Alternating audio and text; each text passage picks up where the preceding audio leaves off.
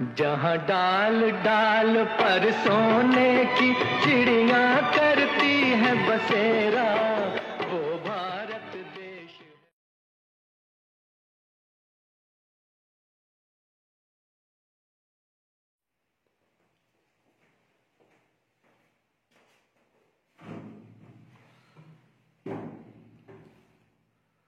वरुण आइड maths में आप लोग का स्वागत है। आज हम लोग करेंट अफेयर्स के अंतर्गत नेक्स्ट पार्ट पढ़ेंगे। ध्यान रहे यह वीडियो स्पेशली 67 बीपीएससी तथा सीडीपीओ को टारगेट में करके बनाया जा रहा है। हालांकि Bihar SSC, CGL 3, Bihar SSC सब में आपको फायदे के लिए ये चीज है। तो ध्यान रखेंगे कि इसमें बिहार से संबंधित खबरों को भी मुख्य रूप से प्राथमिकता दी गई है, क्योंकि अगर कोई भी एग्जाम बिहार का हो तो बिहार से क्वेश्चन लाजमी है, वहां से पूछेगा ही पूछेगा। तो इसमें इसका काफी ध्यान रखा गया है। इसके बाद ध्यान देंगे, वीडियो यदि आपको पसंद आ रहा है, अच्छा लग रहा है तो बिल्कुल ही लाइक शेयर सब्सक्राइब कीजिए और चैनल को आगे बढ़ाइए, परिवार को आगे बढ़ाइए। तो ठीक है, इसी के साथ हम लोग फिर आज की क्लासेस शुरू करते हैं। तो सभी लोग कलम कॉपी लेकर तैयार रहें। इसलिए लिखवाते हैं ताकि आपका एक नोट्स भी बन जाए। नोट्स जब बन जाएगा तो आपके लिए बहुत अच्छी चीज हो जाएगी, क्योंकि इतना कलेक्टेड मटेरियल आपको ऐसे कहीं नहीं मिलने वाला है। तो इसलिए नोटबुक बना ही लीजिए, ज्यादा बेटर रहेगा। तो लिखेंगे और वीडियो को एक दो बार जरूर चला के देखिए, क्योंकि एक दो बार देखेंगे तो खुद ही याद हो जाएगा। मेरा टारगेट है कि हम अभी ही आपको याद ही करवा दें। तो चलिए आइए हम लोग याद करते हैं। लिखेंगे कि केंद्रीय प्रत्यक्ष कर बोर्ड, केंद्रीय प्रत्यक्ष कर बोर्ड सीबीडीटी के अध्यक्ष पीसी मोदी है, के अध्यक्ष पीसी मोदी है। केंद्रीय प्रत्यक्ष कर बोर्ड के अध्यक्ष पीसी मोदी है। अब देखिए क्वेश्चन ऐसे आएगा कि केंद्रीय प्रत्यक्ष कर बोर्ड की अध्यक्ष कौन है, तो पीसी मोदी है। इसी को शॉर्ट में सीबीडीटी कहा जाता है, सीबीडीटी। तो इसका फुल फॉर्म लिख लीजिए, नीचे लिखिए central board of direct tax, central board of direct tax, CBDT. कई बार एग्जाम में पूछा हुआ क्वेश्चन है। अगला पॉइंट लिखेंगे कि बजट 2021-22 में, बजट 2021-22 में प्रावधान है कि 2.5 लाख रुपए से ज्यादा, 2.5 लाख रुपए से ज्यादा प्रीमियम वाली यूलिप, यूएलआईपी, 2.5 लाख रुपए से ज्यादा प्रीमियम वाली यूलिप पर कर लगेगा, यूलिप पर कर लगेगा। अच्छा, बजट 2021-22 के अनुसार कितने लाख रुपए से ज्यादा प्रीमियम वाली यूलिप पर कर लगेगा जी? तो 2.5 लाख से ऊपर वाली पर कर लगेगा। अब एक क्वेश्चन यहाँ ये बनता है कि यूलिप क्या है, यूलिप क्या है? तो इसका फुल फॉर्म लिखेंगे, ULIP unit linked insurance policy, unit linked insurance policy. Exam में कई बार पूछा है, इसलिए इसको ध्यानपूर्वक आप लोग लिखिएगा। Unit linked, LINKED, linked insurance policy. तो यूलिप क्या है? तो एक इंश्योरेंस पॉलिसी है। ठीक है, अगला पॉइंट लिखते हैं। एक खबर बिहार से है, तो जो बिहार से खबर लिखेंगे तो नीचे में दर्शा देंगे साइड में कि ये बिहार का है, ताकि आपको सुविधा होगा खोजने में कि बिहार से संबंधित खबरें कितनी हैं, तो आराम से खोज लीजिएगा। तो आइए, बेतिया से 7 किलोमीटर दूर, बेतिया से 7 किलोमीटर दूर स्थित उदयपुर वन्य आश्रयणी को, उदयपुर वन्य आश्रयणी को चिड़ियाघर के रूप में, चिड़ियाघर के रूप में विकसित किया जाएगा, चिड़ियाघर के रूप में विकसित किया जाएगा। फिर से सुनिए, बेतिया से 7 किलोमीटर दूर स्थित उदयपुर वन्य आश्रयणी को चिड़ियाघर के रूप में विकसित किया जाएगा, उदयपुर लिखेंगे उदयपुर वन्य आश्रयणी, उदयपुर वन्य आश्रयणी 8.74 वर्ग किलोमीटर में फैला है, 8.74 वर्ग किलोमीटर में फैला है। अब यहां से क्वेश्चन ये क्रिएट होगा कि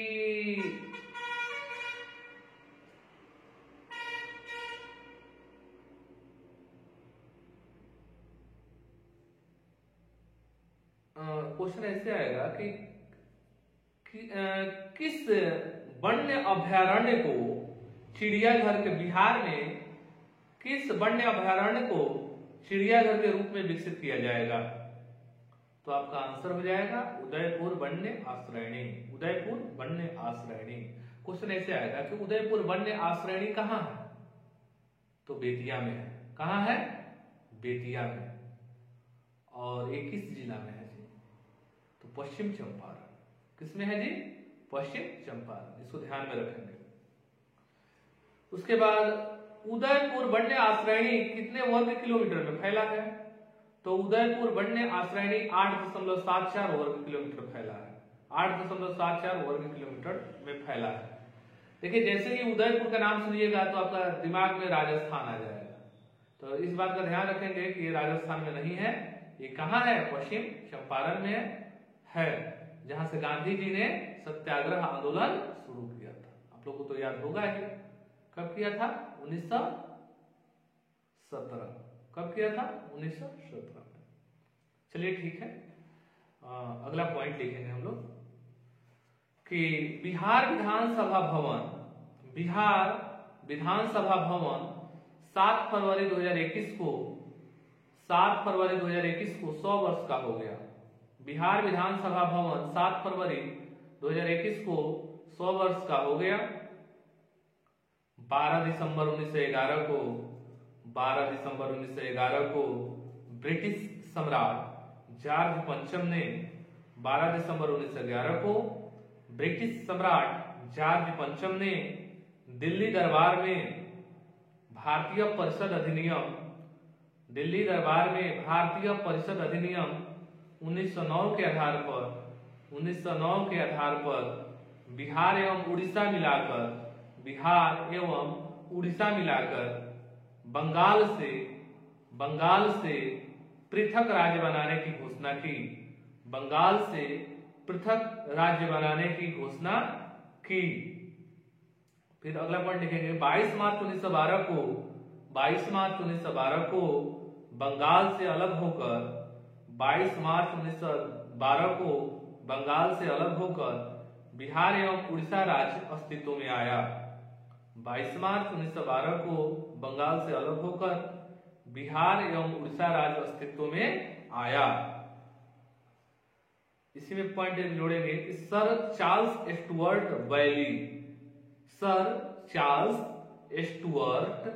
वैली इस राज्य के पहले उपराज्यपाल बने। फिर से लिखेंगे सर चार्ल्स स्टुअर्ट वैली इस राज्य के पहले उपराज्यपाल बने। किस राज्य का? तो बिहार तथा उड़ीसा के। तो उस समय तो संयुक्त रूप से बिहार ही था। ठीक है, उसके बाद यहां से जो क्वेश्चन क्रिएट हो रहा है उसको पहले हम लोग याद कर लेते हैं, उसके बाद फिर लिखना प्रारंभ करेंगे। बिहार विधानसभा भवन कितने वर्ष का हो गया? अभी हाल में तो 100 वर्ष का हो गया। इसकी स्थापना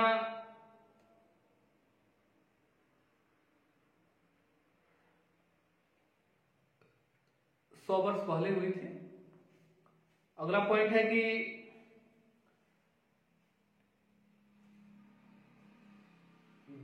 क्या है कि यह क्वेश्चन ये है कि 12 दिसंबर 1911 को ब्रिटिश सम्राट जॉर्ज पंचम ने दिल्ली दरबार में भारतीय परिषद अधिनियम 1909 के आधार पर बिहार एवं उड़ीसा मिलाकर बंगाल से पृथक राज्य बनाने की घोषणा की। तो यहां से क्वेश्चन ऐसे क्रिएट होगा कि किस अधिनियम के तहत बंगाल से बिहार अलग हुआ। किस अधिनियम के तहत बंगाल से बिहार अलग हुआ? तो भारतीय परिषद अधिनियम 1909, भारतीय परिषद 1909। अच्छा, बंगाल से बिहार कब अलग हुआ, इसकी घोषणा कब हुई? तो 12 दिसंबर 1911 को, 12 दिसंबर 1911 को। और इसकी घोषणा किसने किया? तो जॉर्ज पंचम ने किया था, जॉर्ज पंचम ने किया था। चलिए ठीक है, नेक्स्ट क्वेश्चन है कि और अंततः ये 22 मार्च 1912 को बंगाल से बिहार और उड़ीसा अलग हो गया। कब हुआ? 22 मार्च 1912 को बंगाल से बिहार अलग हो गया।